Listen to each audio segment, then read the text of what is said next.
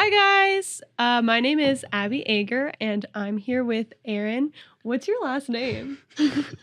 Just fucking say it, don't. Smith. Oh, duh. Okay. It's a really hard one to remember. It's so easy.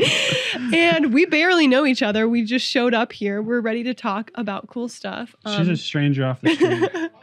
And this podcast is called, what's it called again? Attention Different? Attention Different. That's right. I did that on purpose. Let's go.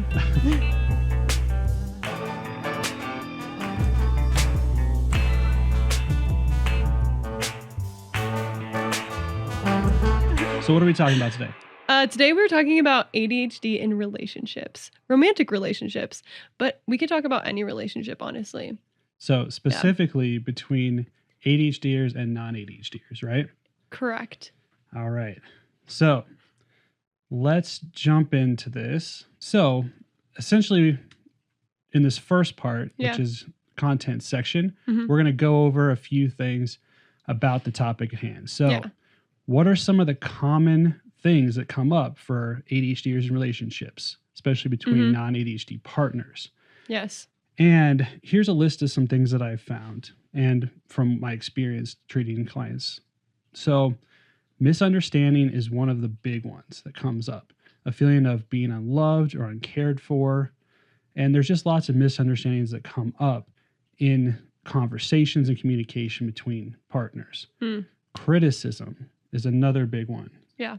Especially ADHDers are more sensitive to criticism. Yeah. I mean, I don't know. I felt like I was constantly being corrected growing up, and that's something I'm super sensitive to now. So, criticism is a big one for sure. And organization. That's a huge one too. Yeah. So. Wait, no, me? No. I thought you were going to react on that. I know. I was like, yeah, totally.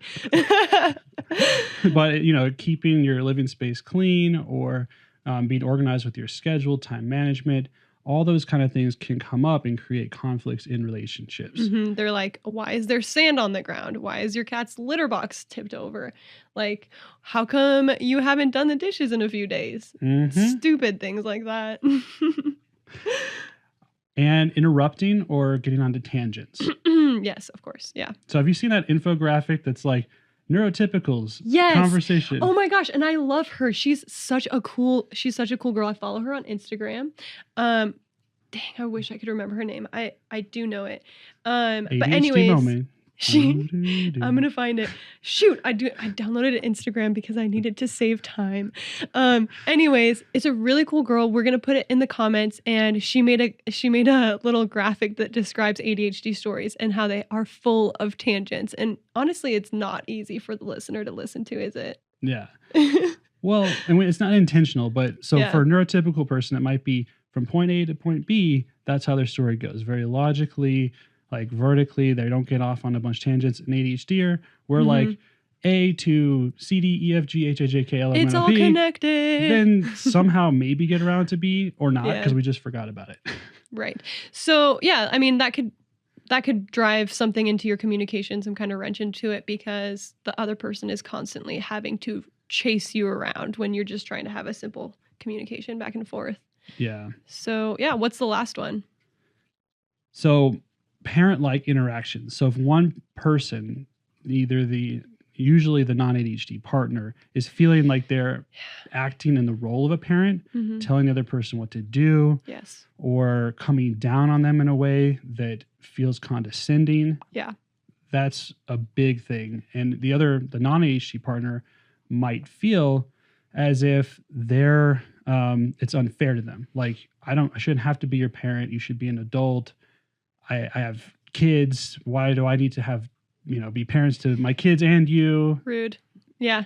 I think that just goes along with like what we consider childish behavior in our society versus what is really just a different way of being, right? Like, I mean, something that's cool about ADHD is that we're kind of childlike and that we live in every moment excited about the possibilities. And that's what drew our partner in the first place. Like, come on, let's talk about that. Like, this is what you were attracted to in the person. This is why you're here. And then into the relationship, when you've started to struggle on organization and communication and misunderstandings and criticism, that's when you see this as a bad thing. So obviously that strikes a chord. Hey, I'm really mad about this. No, I just think I've experienced it. Have you not experienced it yourself? Oh, I've experienced it. Yeah, I think definitely. anybody who has ADHD has experienced it. It's something that is okay. So what did we do? Like, I want to jump right in. So let's just wrap up this section. So we're gonna get into don't talk to me like I'm a child. Come on, Abby. Okay. No, so we're going to wrap up this section and then we're going to go straight into an open discussion. Let's go. Okay, so if you want to tune in, here we go. We're going to be talking about ADHDers and non-ADHDers in relationships. Let's do it. Okay. So I have something to add to your list. The ADHD. It better be good. Okay. Here it comes. So is it relevant? Yeah, it actually does. Well, I'm still acting like your parent. No. Oh, okay. So yeah, I wasn't catching on. So with the parent thing, this is kind of a deep topic. So we're just gonna jump in. I was in a group once for ADHD, and we were discussing this. There was a couple there who was really struggling with this. The wife felt like she was the parent, and the husband was just kind of like shamed, like he was all sad and slouched in, and you could just tell that what happens to normal people is like a natural part of being alive, is that like you see your qualities in other people, whether it's negative qualities, positive qualities. It's like other people are a mirror to your experience. And so these two who were in a relationship stopped seeing the good in each other, and they just started seeing the negative. So that's kind of sad. But really, it's common. Like you just stop seeing the person for who they are, and you just start seeing them for what they repeatedly represent to you. Just touch the microphone. That's okay. Yeah, that's a good point, because I think that some of the very same qualities that we're attracted to initially to someone, those qualities in the course of a relationship can start being the very same things that are annoying, or that you feel like, man, it was really great when she was very spontaneous and creative and exciting. I liked that at the beginning, but now, you know, when she can't hold down a schedule or is late to, you know, an event or a get together with friends, that stuff is just starts eating away and chipping away at that person's love, care for their partner. Yeah. So if the partner is seeing that person as only the negatives that you just listed, and they have lost sight of the positive that you listed before that, that's when you have a problem. I think that's when you have to have a serious conversation, because there is no cure to ADHD. Yeah. There's no cure. Like, you can take medicine, you can work on yourself, but at the end of the day, it takes radical acceptance from a partner who is willing to accept your flaws. Yeah. Just like they accepted your all of your attractive qualities. Yeah, it's about appreciating that person for who they are, not trying to change them or make them into something different. Yeah, and that's a codependent trait. Yeah. Yeah. Trying to change the person. I think at a certain point you have to realize this person is going to be this way. If you've ever tried to change something about yourself, you know how hard that is. Breaking a habit yourself, and you want to, and it is you, and you control your behavior. So if you can't change yourself very easily, think about how hard it's going to be to change someone else. Totally. Yeah. And we should only be focusing on changing ourselves and understanding our partners. That's the thing. Not exactly. You're not changing your partner to match some kind of version of who they are in this ideal world, or making them more like you. You don't have to be the same. We can have differences and appreciate those differences and find ways to complement or mutually benefit each other. Yeah, that's true. Like, what's an example, just so we're not being too broad, like something that you would want somebody to change or over-explain as a parent? Okay, so first example is, like, let's say one person is great at planning events and they're more on top of taking care of events for the kids. Now, let's assume that person is a neurotypical non-ADHDer. Maybe this is the wife, let's just say, because let's Gender be roles. honest. Well, it's gender roles, but let's be honest, the women are also doing more of this kind of stuff, right? Depending, but yeah, sure. Not necessarily that they should. I know I won't, but go on. I'm not the planner, but go on. Yes, yeah, I could totally picture this. Go on. Or let's say if you're with a partner and he's planning stuff because you're not doing it, right? Yeah, or we're just slobs because neither of us are planning. Okay. No, but go on with yours. But so the person who's stepping that role of the planner, maybe they're feeling a lot of resentment. Like, again, like, why can't they just get it together, plan stuff? Why can't they participate and share an equal amount of responsibility with me? And I think one way that you guys can mutually benefit each other is to just accept it, just to say, look, okay, you're better at planning. Yeah. You're better at organizing. Yeah.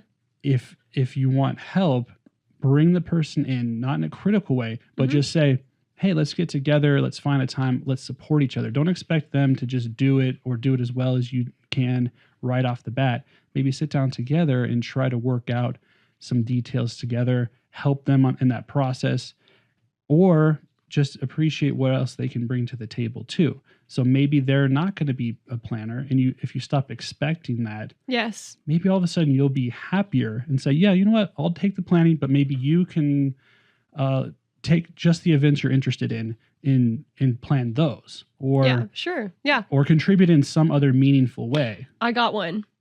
So in some friend groups, I've been known as the person who, like, there's a sports term for this, but that I cannot remember. But basically it's like, oh, we needed a parlay, dude. I don't know. We needed something last minute. A parlay. Is that what it is? I don't know. We needed something last minute to just like make this really freaking fun. Huddle? No, dude. It's like when you change a piece of the plan, same plan, add a detail that makes it awesome. So like that's how I could help planning. Like say you have some big trip planned and you're just like, what beach do we go to? This is our beach day. What beach do you want to choose? I will be on Google. I'll be looking through pictures of beaches. I'll be reading reviews. I will choose the best beach. Or if it's like, we got to get like a dinner somewhere in this city, I'm going to find the best dinner. Like, yeah, it's really hard for me to decide what days, where we're staying, those kinds of things. But give me something small that will like, I'll come with 100% enthusiasm. We'll just have the best time there and I'll make this trip really cool. You know what I'm saying? Yeah, you're going to Yelp that shit. Yeah, I'm going to Yelp. I'm going to Google review. We're not going to be at some place with some rude waiters. This is going to be planned. And I'll be passionate about it. So I don't know. I think it's bringing the person in little increments. Like how can they help without expecting them to do it? Because you know what I mean? Yeah, adding the excitement, adding the interest. Yeah, those for kind sure. of things. And letting them be themselves, like playing to their strengths. Definitely. For sure. Okay, so what else about some of these other things that we mentioned in the previous segment? Criticism, misunderstanding. Yeah. What do we think about those things? Oh, the criticism thing. Let's see here. So, have you experienced that in your absolutely relationships? Yeah, have you? For sure. Do you want to like give an example? Sure. I mean, okay. Let's see. With my ex, I would frequently get criticized for what? For not being as good at planning. Okay. For not being as good at following through with plans. Following through is hard. It's hard. Yeah. Because even when I would try to plan stuff, I'd forget certain details or I wouldn't think about certain things that seemed obvious to her. And then she would be like, no, I'm going to take that from you and I'm going to plan it. Forget it. Like you can't Taking do that. over. That's a really good point. We'll come back to that. Go on. No, how about for you? Oh, okay. Yeah, so the kinds of things that like I would be criticized for were basically like the inverse of my strengths. So like if I'm a super social person, it was like, why? Like, why are you talking so much? Yeah, like no, why are you talking so much? I'm tired. No, it's like, can you like, I like this story, but can you wrap it up? And it's like, oh, that hurts because I love telling stories. But I get that you're tired and I'm going to need to like rein it in and actually do something. Like they may not want to hear my story right now because they're kind of annoyed. I didn't do the dishes for the last 5 days. I didn't even notice, like, it's just not being tuned into the details that, a neurotypical is tuned into. And also is criticized for just not having as much ease with some tasks that other people do. So they'll kind of assume that this is roommates, and they'll just assume that the reason why I didn't turn off the living room light for the fifth time is because I don't respect their lamp or their electricity bill or whatever, that I don't respect them. And that's like reading a lot into actions that are literally due to inattentiveness. Yeah. So assuming that your intentions are different and making these leaps in assumption of, well, you must not love me. You must not care about me. You must not think we're important enough as roommates, whatever it is. Right. And that's some of that misunderstanding that happens. Yeah. And then I think that leads directly into criticism. For sure. Yeah, it does.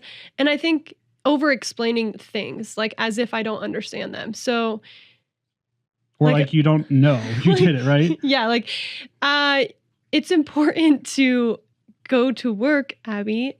Everybody hates their jobs. Like for example, I had a job I really didn't like. I was contemplating quitting, and family kind of met that with, nobody likes their boss. Nobody likes being told what to do. And it's like, these are concepts we completely understand. But for somebody with ADHD who is which is a common trait, like being tied to our morals, tied to our beliefs, not being able to act out of a place that's fake, whereas other people can just schmooze their boss they hate. It's like, it feels like a corruption. It feels really, really hard for me. So it's like, yes, I know this as a fact, but my ability to carry it out it doesn't correlate. It doesn't correlate like it does for you. So that's what's up. Yeah. I've had the same kind of issues too. I mean, and I think relationships do extend over into the workplace too, right? Mm-hmm. Like relationships between you and a boss or coworkers. Mm-hmm. And like you said, ADHDers do have a tendency of kind of saying what's on their mind. So this can happen with partners too. Like if you are like pointing something out to your partner, you might just think you're saying something that's true, and not think just how much that could hurt them in the moment, or what it's going to do. Like I had some bad tendencies sometimes to, like, at the height of a date or like at the worst time possible, I'd be like, yeah, let's talk about that thing that's going on that's like not gonna context. It's way out of context. It's not the right time. But I'm thinking, this is going really great. So let's introduce that really heavy conversation or topic of things right now. And then not thinking this is going to like tank the This is going to take our day. Yeah, that's that social piece too, because you're not reading the social cues in a situation where it might not be appropriate to talk about that. Dude, I can so relate. I had to learn, like, there's so many times where I've been like, oh, I really want to talk about this really deep thing right now. And it's like, it's not the time. It's not the time, Abby. Take that, put that in your pocket, save it for later. But wait, what were you talking about right before you got into that? Because I really wanted to say something about it. You're like, I have no clue. It could be anything. So in relationships, when you say something that maybe another person wouldn't have said, it's kind of like, I used to get this feedback, like, when we're in a heated argument, they're like, you always just take it a step too far. And I'm like, what do you mean? And they're like, when you said that thing about my fucking family. No, I don't know. I don't know. But it's like, yeah, it's the first thing that came to your head. It's really relevant, but it's on top of the topic that they're already really sensitive about. So this is not a time. And like, this foot in the mouth disease, we all struggle with this. This is our impulsiveness in our brain. But yeah, I think that really plays into relationships because you can't unsay that stuff. So have you ever experienced that, and how have you dealt with it? Yeah, definitely. I've experienced that. And I think it's still a challenge to this day, but I think what I am trying to do is be more aware of what is the outcome that I want in this interaction? That's a good one. And think about, before I say something in anger or frustration or any other strong emotion, to actually just take a step back and be like, is this what we're really like focused on right now? Is this the result that I want? No, it's not. Yeah, you have to think, is this going to give me the result I want? It is actually not. I have a really good example if you want to hear it. Yeah. Okay, it's so cute. It's not me, but it's like this little kid I met who had ADHD. Okay, so this is rejection sensitive dysphoria, which happens a lot in ADHD. This is a perfect example of that. So this kid asked, "What time is it?" And the kid was like, "Time for you to get a watch." Classic kid response. And Zinga. What does he say back? Okay, so he's embarrassed. He feels rejected by this, which is like a classic, just normal comeback. Anyways, what does he say back to this kid who happens to be overweight? He says, it's time for you to get a diet. And he gets sent to the principal's office, of course, because that's so uncalled for, and he took it way too far. And so he like was telling us about it, and we were like, do you see how what you said was just a little meaner and more personal? Kind of reminds me of when like someone asked me, this might have happened, how do I look in this dress? And I would say, not that great. It's not flattering. Why are you calling me fat? Oh, geez. No, you asked my opinion, how you looked. I thought you wanted an honest... No. She wanted a compliment, bro. Shit. She's giving you the opportunity to lift her up as she goes to brave the wilderness of the male gaze outside of your house. Oh, no, I'm just kidding. I'm just being an honest ADHDer. Yeah, and you thought it was an honest question. I think that, once again, yeah. I think a lot of guys can relate to that problem, right? Mm-hmm. Yeah. ADHD or not, right? Yeah, for sure. Okay, how about with finances? I know that's a big one for relationships. And this is ADHD or non-ADHD. It's one of the main things that break people up. It's arguing about money, finances. So has that come up for you? Here's the thing. It hasn't come up in my relationships because I've always kind of had a separate bank account. I've seen it happen in other relationships where people disagree on what money should be spent on. Here's where I stand on the topic. I think that this could fall under trying to change each other, because like how you spend your money really shows what you value.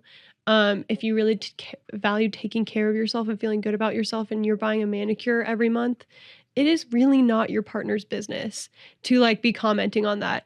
However, you make a big mistake, like a big purchase, like, oh, I went to Bass Pro and I took up archery. That I think your partner can have a comment on, right? But like a bigger purchase. Yeah, a huge purchase without like talking with each other. Yeah, we can talk about it if we share bank accounts, if those things are there. But yeah, I think what you're really doing is you're treading on a topic that it could be sensitive, and it's more about preference than it is about right or wrong. But sometimes it can be impulsive spending, right? Yeah. And sure, yeah. Or not talking to your partner before you make a big purchase. Like, oh, I just got a new car. What? That'd be crazy. I thought we talked about that. Or I'm not that kind of ADHD. Or gambling. Sometimes. Man, that's cool. Yeah, no, you're right. This is really a big issue because this is more than I've experienced, though. Yeah. Okay, but we did talk about something right before we came on. We just kind of threw it out there. But what if your partner makes more money? Like, let's say, and it's a non stereotypical thing. Like, let's say the woman makes more money. How does that come up in finances? Are we like in this situation? Are the two people married? Yeah. Well, and they're sharing finances? I mean, yes. Okay. Like I can speak to like my ex, like in my previous marriage, she made more money than me. And there was, even though she had this idea, power, she had this kind of like sentiment, right? That was like, oh, it doesn't matter. It's fine. Like, I'm proud of you, whatever, like, however you're building your business, everything, it's great. But relatively, there was always a little bit of like this tinge of like, you're not doing as much as I am, or you're not contributing as much because I am attaining more than you. That's how it felt to me.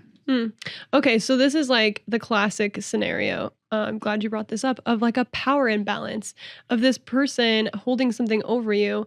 I haven't experienced that with money, but I've experienced that with mistakes. Like, oh, you did this thing again, you did this thing again, you did this thing again. There goes your credibility.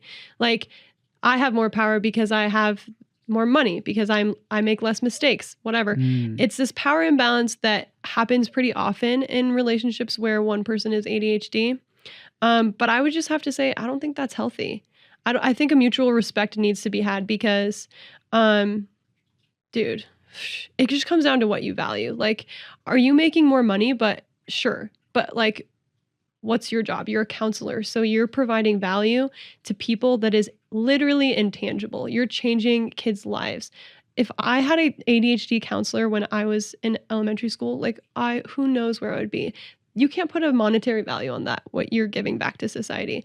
And that's just where my point on it. Thanks. I appreciate that. Thank you. You're welcome. Yeah, and again, it isn't a comparison. I think that's something that comes up in relationships is one partner comparing themselves to the other and it being a competitive, comparative kind of thing. Like, you can't compare. You're not doing as much as me. I'm doing more. You're doing less. You're doing this. You're doing that. No, it's like, how do we function together as a unit, as a family, as a partnership? I'm bringing in this much. You're bringing in this much. So we're here. Like, right? All ships or boats, right? Yeah, we're all together. We're all in this together, you guys. Based on how, right, whatever that saying is, we bring everything up together in an additive way. Yeah. And I think if people can step back and see that, a lot of these misunderstandings can be resolved. Absolutely. I think, you're seeing your partner, you brought this up last time we talked about this, but fighting fair. And, just kind of seeing your partner for the good in them. Every time that you notice a flaw, there's some kind of opposite side that, you fell in love with. And like, you're going to fight fair because you love them, because you want to be with them. You're not going to be attacking because that is counterproductive to you two staying together and doing life together and being cooperative. Like, this isn't a zero-sum game. There is not a winner here.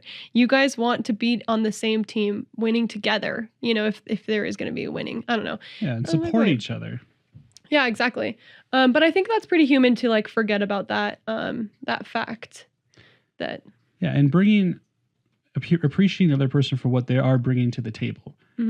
Because like one thing that I brought into the table in my previous relationship was I was someone who could kind of breathe life into it.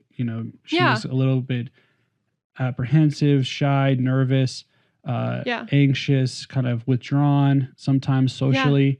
And I would add life to it. Like, I'd kind of push us outside the comfort zone, take some risks, make things more exciting, more interesting, less planned and exact. And sometimes that, I think, was seen in the negative light. Yeah. But could have easily been flipped to the positive too, of, hey, look what this person is bringing to the table. I think it's super important you pointed that out because what happens so often is people who lack those traits that come naturally for us, for like the ingenuity, spontaneity, social butterflyness, this ease of being in, that's attractive, right? But then sometimes jealousy comes in or whatever, but it really especially attracts people who don't have that. And I think as ADHDers, we need to be kind of cautious of getting into relationships with somebody who likes us for what they're lacking. And because we do that too. We like people for their structure and their ability to, and you're filling a hole inside that it can only be filled by your own growth. Yeah, because that's part of the reason I was attracted to my ex is because I was like, wow, she's a great planner. She's really meticulous. She's got all these great qualities. She has a great job. She's making money, all this stuff. But then that was also what ended up like making us not compatible at the end of the day. Because it's a difference in values. If this person is a workaholic, for example, they really value productivity. As an ADHDer, you're coming to the table with some unproductive if we're going to call it like unproductive, I mean, it's just tendencies. Yeah. And it's being realistic. Like, remember who you were as a kid. I don't know about you, but my friends would take 30 minutes on a homework assignment that took me 4 hours. When you're in a relationship with somebody who expects the highest level of productivity constantly from themselves, they start to expect that from you. That might be a red flag. Maybe that's someone you don't want to try things with. You brought up a really good point in this world of swiping. Do you want to go into that? No, say it. Okay, so you told us to, me and my girlfriend were talking about this, and you were like, how about you give them a phone call and check out and see if there's any red flags? And we were both just like, what? Oh shit. Who calls anyone these days? You want me to pick up my phone and place it next to my face? Are you a dinosaur? It's like, shit, I've aged a lot. We're like, this makes no sense. But I think it's honestly huge because for us ADHDers who tend to see the best in people and empathize with the biggest hearts, it's good for us to have this 10-minute phone conversation with a stranger and pick out any red flags we might see that are a sign of incompatibility before we even meet them. Yeah. Because then you're giving yourself a chance to be like, hold up, there are plenty of fish in the sea. Is this somebody I need to spend time getting to know and possibly compromising myself for? Yeah. So yeah. Why figure that out after you've already had all that physical interaction, attraction, and the hormones and all that stuff like clouds that judgment? Yeah, for sure. Let's do it on the phone first. See if they can actually, how understanding are they? How nice are they being around certain things? Can you pick up on some of that stuff right off the bat by just asking them about some of their tendencies? And what were those like red flags? Yeah, what were those that you listed? Do you remember? I don't remember actually. I do have a list right here. Sorry to put you on the spot. She wrote it down. That's great. There was like guys who are uncomfortable with confrontation or affection. These are like normal things that happen in a relationship. Girls who are uncomfortable with this too. Yeah, these are things that like are gonna need to happen. If they're stonewalling you and you see a conflict happening and they're like, I don't want to talk about this. This isn't a good time, and they never come back to it. That is an inability to just like communicate. Mm-hmm. Communication is huge in all relationships, but one with ADHD, dude, it's the lifeline. Yeah.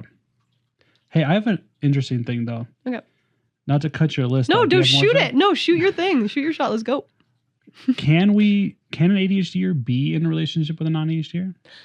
I think we've kind of gone over that. It just you need to be super selective and choose somebody who has similar values and is compassionate and is caring.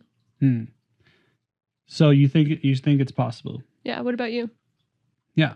I think it's possible. I think like opposites attract.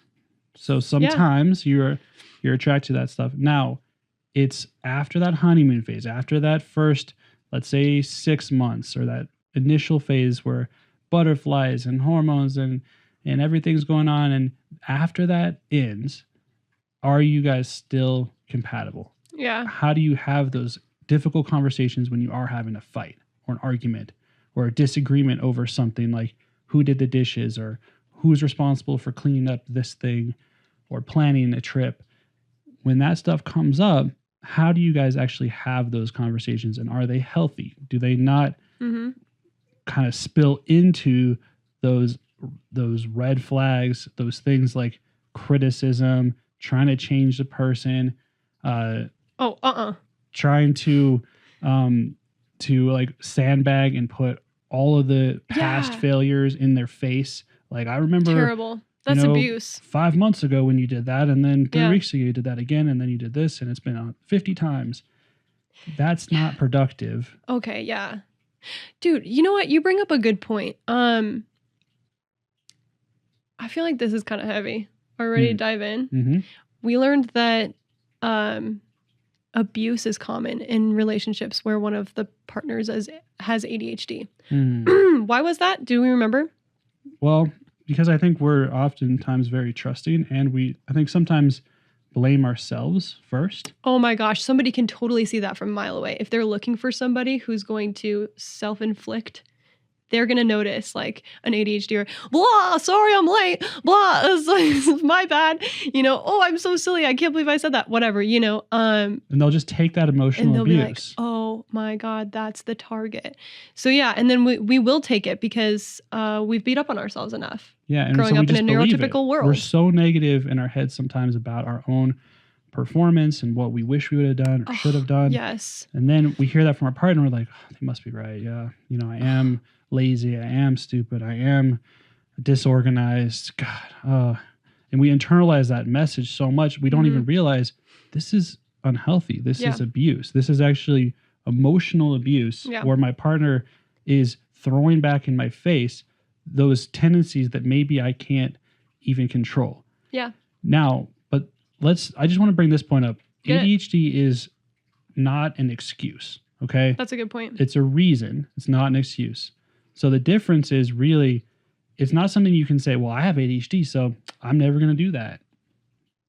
Like it's not something like that where you can really throw it in your partner's face and just make it be like, oh, well, that's just the way I am. Love me or leave it. See ya. Yeah, that's such a good point because that is not like my inclination. My inclination is more like, please understand this was not my intent. Please have compassion for me and I'm going to try. Like that I think is the best way to go about it. But yeah, you could easily just be like, I'm not trying. I'm not doing dishes. I'm not sweeping. I don't care about those details. You could easily do that too. And I think I just as easily could err on that side. But yeah, that's a really good point. You got to own it and be willing to work on it. But I do have to say something before we end this topic. Do you know what gaslighting is? Yeah. So have you seen the 1950s film Gaslight? I don't think I have. It is the perfect. Is that where that comes from? That is where the term comes from. So the reason why I bring it up. I wondered about that. Yeah. Okay. So if you want me to go into it, the movie has this woman who gets into a relationship with a guy who is just trying to take advantage of her. She has her family's jewels in her attic in the house that she inherited. She's the only survivor or whatever. So the guy knows that, and he gets her in a whirlwind romance, takes her to Paris. They get married within 6 months. All so that he could go to her attic every day and look for those family jewels, leave with them. So he's literally going to just take her value and leave. He doesn't love her. So this is where the gaslighting comes in. Every day he'd say he went to work, but he would go upstairs. And since the lights were fueled by gas at this time, 1950, she would see the lights flicker when he would turn the lights on in the attic. And she would question him about it. She's like, you know what? The lights did the flickering thing again today. She's concerned. She's like, what's going on? And he's like, no, you're going crazy. And he would tell her things to make her question her own reality. So he'd be like, no, you didn't see the lights. You didn't see the lights flicker. And also you forgot this. And he would like plant things to make her forget, like to make her confused and not trust herself. Well, think about how that plan works really well with somebody who has ADHD and has a problem forgetting already. Yeah. Oh, I told you. I told you. I told you this. I was out at Johnny's house. Didn't you know? Remember this morning? I told you over forgetting. Breakfast? Oh, you're forgetting that I've said that before. No, you did that. You did that. Don't you remember? That's what you did. You did that. I cannot believe you forgot you did that. You always forget. This is just like you. That's gaslighting. And that is super simple to do to somebody who has ADHD. So we're not telling you this stuff to scare you, but it's something you should keep in mind. Look for those red flags if you're dating.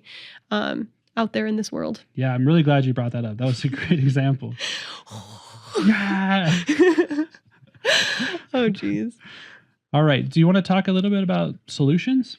Sure. Towards the end here? Yeah. I think I know spotting those like red flags, spotting things that you know are not going to be compatible with you down the road, and just kind of being realistic with yourself, even though they're attractive in the short term. Is this something that's going to actually work? Yeah. Do you have any more of the ones? The red flags? Yeah. Another red flag. Remember we talked about people who say they have OCD?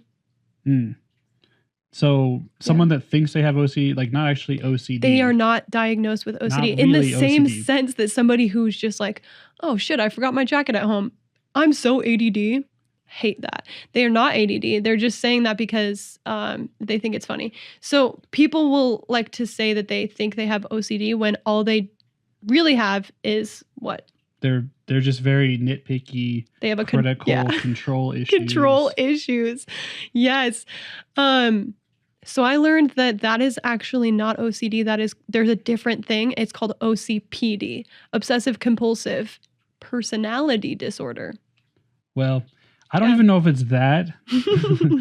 I just think it's called asshole. Assholeism. Yeah, dude, we don't have to like label everything. But yeah, like this is a reaction to PTSD that I've seen. I used to work at Pearl Harbor Hickam with like active duty military, and a lot of them had PTSD. So you can overcorrect and just try to control your environment, assert control over your environment, have everything in order, and it is giving you the illusion of control because you had this experience where you had no control. Anyways, so just looking for those control issue patterns. If somebody tells you that, I would be really cautious and ask them, are you getting treatment for that? Because you know what? We are on medications. We're seeing psychiatrists. We're going to therapy. If somebody tells you they have that issue, then it's like, you know what? I work on myself and I deserve someone who does too. Yeah. Neurotypical folks, let's be honest, whether you have ADHD or not, sometimes we forget this. They need to work on themselves too. Yeah. It's two-way street. It is two-way. So even though you have challenges that you are working on or need to work on, if your partner is being like, it's only you, you have everything, I'm perfect, that's not fair either. So yeah, exactly. We should be working together to kind of address our own issues for ourselves and not trying to fix the other person. Absolutely. Yeah, no fixing. I am good as I am. And if I want to fix something about myself, I will let you know because that is something I'm in control of, right? I have this question for you. Communication. What do you think is the most effective way to communicate? Now, this is more for folks that are non-ADHDers and maybe they have an ADHD partner. How can they communicate better? Like, let's say they've tried, but their partner, no matter what they say, feels criticized or judged or gets defensive. How can we communicate those messages to the ADHD partner in an effective way? I think it's just, what is that called? Open communication, where you state your experience and then you state your feeling. Because anytime you're telling your experience without also including your feeling word, you're not giving all of the information. So like, I can't argue with the fact that you're feeling overwhelmed with my chaos. You know what I mean? With the environment that is chaotic. So like, honestly, if you're overwhelmed, I'm more likely to feel empathy for you than if you're just saying, you made my environment chaotic. I'm going to feel attacked. You always do this. You always. You know? So like, I think like always. Oh, shoot. Never. Yeah. Should. These are words that are trigger words. Don't should on me. Stop shoulding all over yourself. Yeah. Or shoulding on your partner. Yeah. Yeah. And not a good look. There's a lot of things that go along like with gender roles too. We expect our partner should do these things. That's just a recipe for disaster. Like, know your partner, know the situation, accept it how it is. And if you want it to be different, communicate your wants. Your needs. Your desires. Yeah. And use I, right? Use I need, I want. And it's not. Yeah. And it's not. I feel. Yeah. Or I feel. And it's not like, I feel like you should have done the dishes. That is not a feeling word, sir. No, you can't feel like they should have done the dishes. You know what's fun is you could even like look up the feelings wheel online, print one out. If like you guys are practicing in your relationship to communicate better, adding feeling words is the bread and butter of this. And so if you have like a list and you can just refer back to like all these different feelings, you know, that are really descriptive, it helps to like feel less attacky. Yeah. And it's not about putting all that stuff onto the person. Like, no. You are this thing. It's your feelings. Own your own feelings. Coming in vulnerable. Exactly. Communicate those things to your partner in a way that they're going to hear. Yeah, for sure. And I think that if we do it, also one way that's good for communicating to an ADHDer is to pay attention to your tone. Oh my gosh. How did this not come up volume sooner? And that kind of stuff. Because if you're That's so, it feels like a whip. I am like, I'm being whipped with your tone. It hurts. Like literally. Go on. Yeah. And so if you say it in a calm, reassuring way, like, you know, it really hurts when I was expecting that you were going to do that thing that you promised you were going to do, and it didn't get done. And that was really hurtful because I was hoping you were going to get that done. Like if you can say it in that way instead of, why didn't you get that done? What's wrong with you? I told you this morning, were you not listening? What's like, you just don't love me? You care? Just don't listen? Okay, so, and you actually used a feeling word, hurt. That's a feeling word, you know? So I was feeling hurt. And it's taking responsibility for like how you're feeling. This one it's a tip that goes both ways. It's called a Q-tip. It stands for quit taking it personally. So the other person's behaviors are kind of, they're more characteristic of this person's brain and their functioning in their everyday life, not necessarily a reflection of how they feel about you.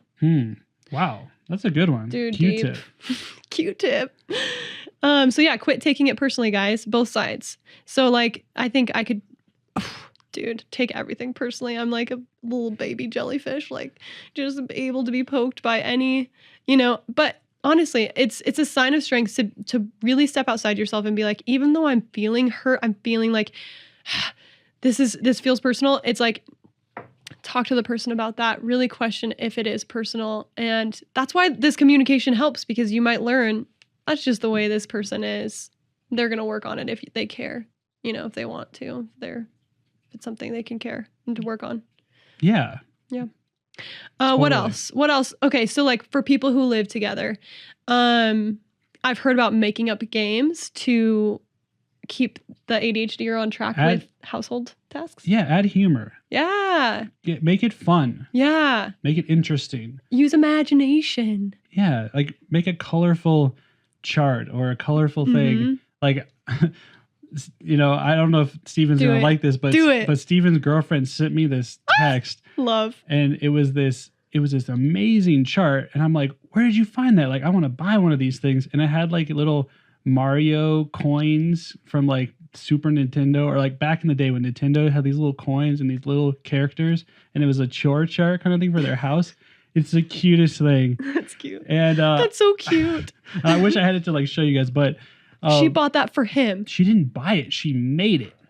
Stop it. She's like an amazing designer. Oh, love this. Creative type person. That's so cool. But like that makes it fun. That makes engaging with it not this like, yeah. It just adds some humor and some creativity to the pot. And that's a visual cue, which help a lot with people with ADHD, people with autism, people who have a little different of a brain, like tend to think in pictures. So a visual cue is huge. And think about how like... write it down, post a chart. Yeah. With that, it's not the person reminding you, it's this chart that is made with love. And so you're actually reminded of how much your partner loves you every time. Yeah. That's way different. So it separates that personal thing. Get away from the nagging. Nagging puts that person into that parental role, right? Yeah. Especially for an ADHD, because a lot of us have grown up with parents that nagged us a lot. Take the trash out. Why did you forget again? Yeah. So that's not going to be effective. Oh, yeah. And actually, this is another thing that Eric Hornack talks about in his groups. But he's a CHAD group leader. CHAD leader in Denver. He talked about how the ADHDers' response to that is like, we are going to respond the same way that we responded to authority growing up. So obviously not good. You can remember. But like you hear this doting tone, this like judgmental, you're not good enough tone. And you shrink. And instead of hating that you can't live up to this expectation, you start to hate that person. You start to have all of those like feelings of frustration towards them. And they take on the negative perceptions and ideals and images that you have stored in your sad, like child brain of all the authority figures who were disappointed in you. That's a terrible feeling. But then think about the partner, like what they see in you, they're now taking on the role of their parent and they're feeling the pain of all the time. Like they're now shaming you. And what they're seeing is all the times that they've not lived up to Yeah. expectations. Or They're they are shaming. getting their needs met in the way that they Yeah, want they're it. yeah. Like, why can't I be taken care of? Why can't Mhm. I just relax and take it easy sometimes? Why do I always have to worry about your stuff? Yes. Let's end on a note where it's kind of like a little bit more You don't end on that sad note? no, I love sad.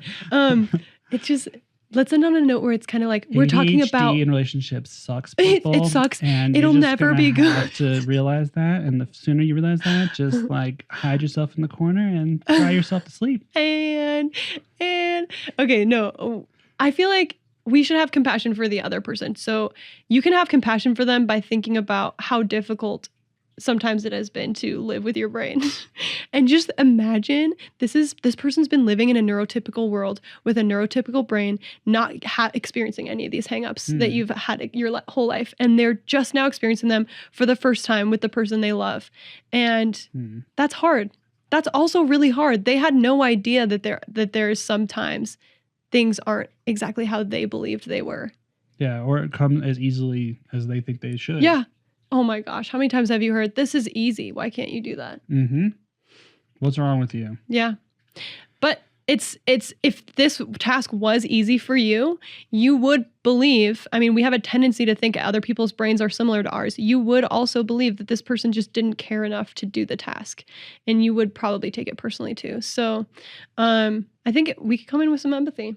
Yeah, and ADHDers are very empathetic, very sensitive. Yeah, we are. Very loyal. So these are all positive qualities of an ADHD partner. We're also very creative. We think outside the box. We can add interest and life to conversations, situations. So that spontaneity, that impulsivity, sometimes that just is something to appreciate because it makes things interesting. It's not dull. Like, think about it. If you're a neurotypical person and you want everything planned out meticulously, if you had a partner that was the exact same way, how interesting is that? If all you're doing is like, okay, you're just as good of a planner as I am, and we're gonna just sit back and be happy with our very regimented life. Everything's gonna go exactly how we expected. And then you'll probably drive each other nuts because you both will be unhappy because things didn't work out the way you expected, because life is life. Yeah, life does. Like, there will be problems in any relationship. It doesn't take an ADHD person to cause problems. And the ADHDer helps the other person understand that and is like, oh man, do we know how to deal with problems? Roll with the punches, right? Like, we're flexible, adaptable people, and that's one of our strengths. So we're like, true. We're like, yeah, shit comes up. Like, let's think outside the box, find another way to still have fun doing this thing. Oh, preach. Love it. So honestly, I think like my biggest takeaway from this conversation would be like, we all have strengths and weaknesses, and the ADHDers' strengths may be beautifully attractive, like a shining light to a moth to a flame you were drawn in. And then those like the ADHDers' weaknesses are just as epic. However, you must remember that you have those strengths and weaknesses too, even if they are a little less spread out on the scale. And we all just want to be loved and accepted for who we are. It's a basic human need. Love yourself, honey. First, love yourself. What does RuPaul say? Oh my God, you're doing a RuPaul. Dude, you need to deliver with so much more attitude. If you don't love yourself, no one's going to love you. How does it go? If you don't love you, I don't actually know. If you don't know. love yourself, no one's going to love you. Shit, dude, just I don't know. Love yourself. If you can't love yourself, how in the hell you gonna love somebody else? That's all. Just love yourself. All right. That's all we got. We can do our own thing. Love your sparkle and don't dim it for anybody. Bah. Bing. Z-snap. I just hit the table. I was like, ding. It's like, wah. Okay. That's enough of that. That's a wrap. Oh, and we will be back. Oh, yeah. We will be back. Yeah. Let's talk about it. Expert commentary on the topic. On this topic. So thank you guys so much for tuning in and listening to our podcast, Attention Different.